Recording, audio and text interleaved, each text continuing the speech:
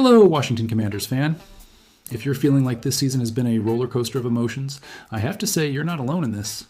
We all entered this year with sky-high expectations, dreaming of the Super Bowl, imagining our new stadium filled with celebrations. But reality hit us in a way that few could foresee. Now we're in the bye week with a record of 3 wins and 8 losses, and it's time to look in the mirror and face both the positives and the harsh truths that this season has brought us. I've picked out 4 moments that give us hope and 3 harsh realities that we cannot ignore, and I guarantee you're going to want to hear every word of this because the future of our franchise depends on how we react to these situations. Before we start, subscribe to the channel now and hit the notification bell because we're going to cover everything about the Commanders in the coming weeks. And give a like if you're a true fan who doesn't abandon ship in the storm. Let's start with the positives because, believe me, even amidst all this chaos, we need to acknowledge what's working. The first highlight that no one can deny is the acquisition of Laremy Tunsil. Adam Peters went all in this offseason, and many of his decisions can be questioned, but this one was absolutely brilliant. Tunsil came in as a 5-time Pro Bowl left tackle, and he didn't come just to collect an easy paycheck. The guy felt disrespected when the Houston Texans cut him, and that created an extra motivation that directly benefited our team. Over these 11 games, he has been virtually flawless in pass protection, keeping both Jaden Daniels and Marcus Mariota relatively safe in the pocket. Look, I know his penalty count is still a bit high, and that's something that needs to improve, but when you analyze his overall impact on the offensive line, it's clear that it was one of the best moves we made. If we had a better record, Tunsil would undoubtedly be mentioned as a candidate for All-Pro.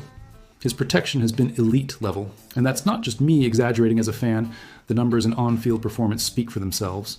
He has provided stability to an offensive line that desperately needed a reliable anchor, especially considering all the changes and adaptations we've had to make throughout the season with injuries and new players trying to fit into the scheme. The second positive point worth highlighting is something that many people don't pay attention to, but it makes a huge difference in games. We have an elite punter. Tress Way is the longest tenured player on our roster, and even being at the tail end of his career, he continues to play at an absurdly high level. His average of 48.5 yards per punt is the highest since 2019, and he's putting at least 50% of his punts inside the 20-yard line, the highest percentage since 2018. It may seem like a small detail, but when the offense isn't working and you need to flip the field constantly, having someone like Way makes all the difference. He has completed several seasons with us and will turn 36 next season, but I sincerely hope he doesn't retire just yet.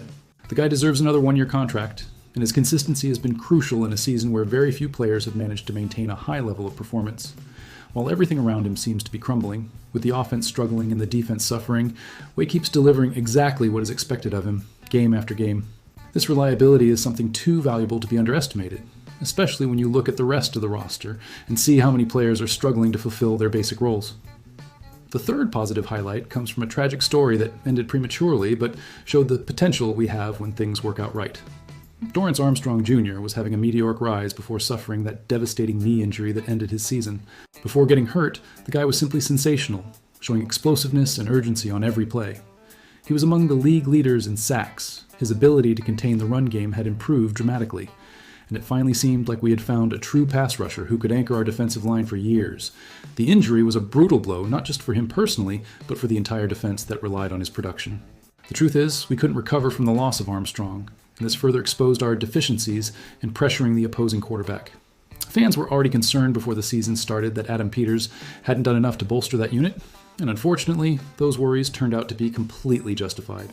We hope Armstrong fully recovers for the 2026 season and comes back playing at the same high level, but regardless, Peters cannot neglect the defensive end position next offseason. It would be a serious oversight by the organization to ignore this obvious need, especially after seeing how exposed the defense became without a dominant pass rusher available. And the fourth positive point we need to celebrate is the decision to draft Josh Conerly Jr. with the 29th overall pick. Many people questioned this choice when it happened because we had just brought in Tunsil, so the offensive tackle position didn't seem to be an urgent need. But Peter saw something special in the kid from Oregon and didn't let him slip away. Conerly had to transition from blindside defender to right tackle over the summer. And his start was brutal because he faced a terrible stretch of opponents in the early weeks.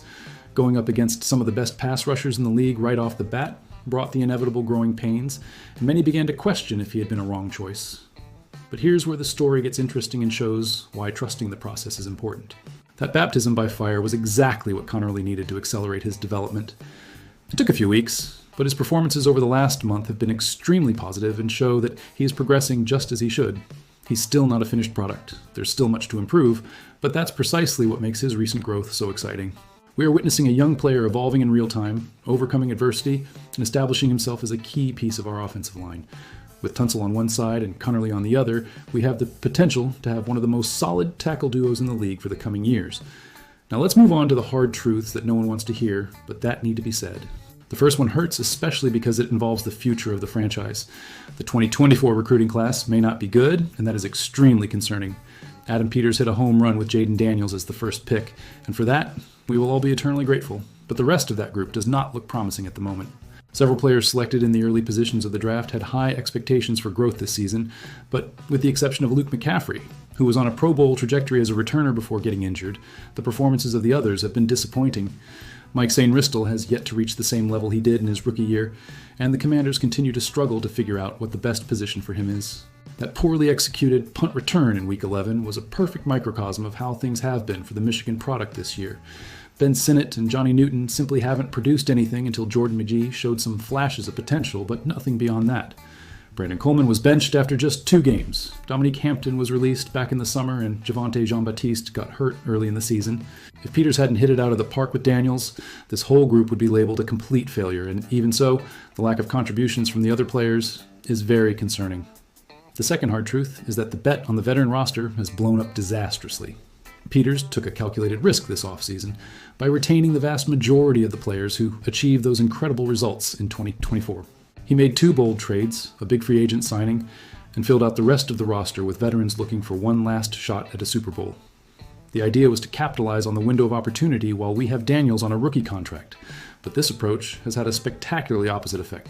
Injuries certainly didn't help at all, but even considering that, it's clear that the strategy had fundamental flaws that have been exposed throughout the season.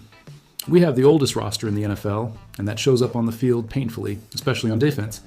Everything reeks of hard work and little efficiency, and opposing teams know exactly how to exploit our weaknesses. That magic that surrounded the organization last season has simply disappeared, replaced by many more questions than answers. Peters didn't become a bad general manager overnight, and he was right to be aggressive. But it's time to see the situation for what it truly is. The Commanders urgently need to rejuvenate the roster, bring in fresh blood, bet on young players hungry to prove their worth, and that needs to start during the next offseason. Continuing to bet on veterans who clearly aren't delivering results would be repeating the same mistakes. And the third hard truth that hurts to admit is that we need to completely rethink our safety position.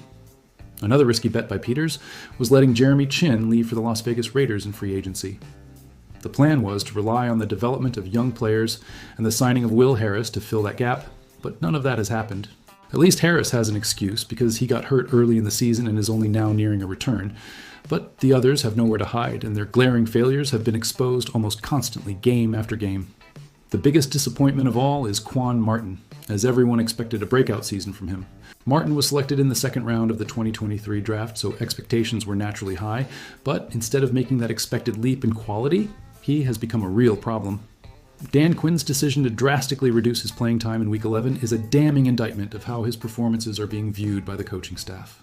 The other options we have consist basically of unknown players and special teams specialists who are being forced to take on responsibilities far beyond their capabilities.